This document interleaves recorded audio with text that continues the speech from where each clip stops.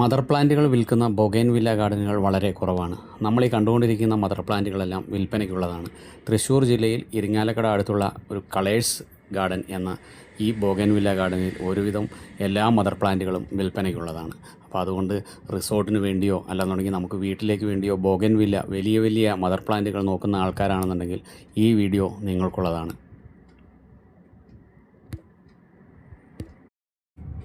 നമ്മൾ ഈ കണ്ടുകൊണ്ടിരിക്കുന്നത് സ്പ്ലാഷ് അല്ലെന്നുണ്ടെങ്കിൽ മിസ് വേൾഡ് എന്ന വെറൈറ്റിയാണ്.